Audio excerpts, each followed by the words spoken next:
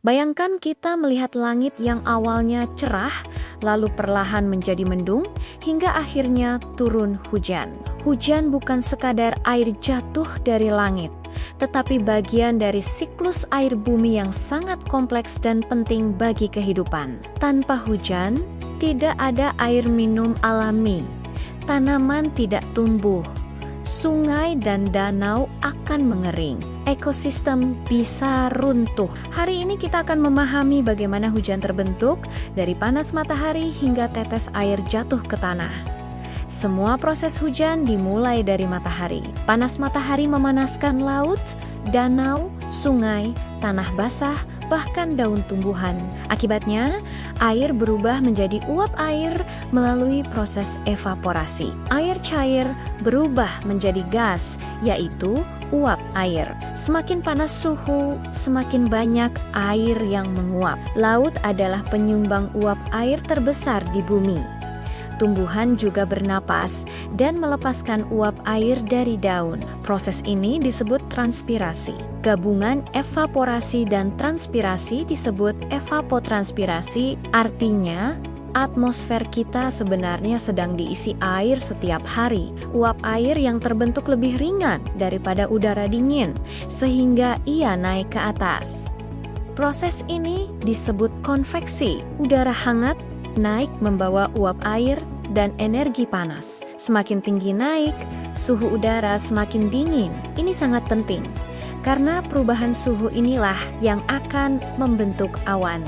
Saat uap air mencapai udara yang dingin, ia tidak bisa lagi bertahan dalam bentuk gas. Uap air berubah kembali menjadi titik-titik air kecil. Proses ini disebut kondensasi, tetapi uap air tidak bisa berubah sendiri. Ia membutuhkan tempat menempel seperti debu, garam laut, asap, atau partikel udara kecil. Partikel ini disebut inti kondensasi. Di sekitar partikel inilah titik air mulai terbentuk. Bayangkan, miliaran titik air mikroskopis berkumpul, terbentuklah awan. Awan bukan benda ringan seperti kapas. Awan sebenarnya sangat berat karena berisi tetes air, kristal es, dan uap air. Di dalam awan terjadi proses penting, yaitu koalesensi atau penggabungan tetes air. Semakin lama, ukurannya makin besar dan makin berat. Di awan tinggi, terbentuk juga kristal es yang ikut membesar. Awan yang sudah cukup tebal dan gelap menandakan proses hujan hampir terjadi. Ketika tetes air sudah terlalu berat, arus udara tidak mampu lagi menahannya di langit, maka jatuhlah air ke permukaan bumi. Proses jatuhnya air ini disebut presipitasi. Bentuknya bisa berbeda tergantung suhu udara, hujan, salju jika sangat dingin, atau hujan es jika ada arus naik sangat kuat.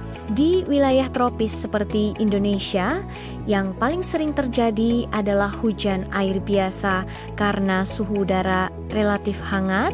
Setelah jatuh, air tidak berhenti begitu saja. Air hujan akan meresap ke tanah menjadi air tanah, mengalir ke sungai, kembali ke laut, diserap tumbuhan, lalu dilepas lagi ke udara, menguap lagi karena matahari. Artinya, hujan adalah bagian dari siklus air global yang tidak pernah berhenti.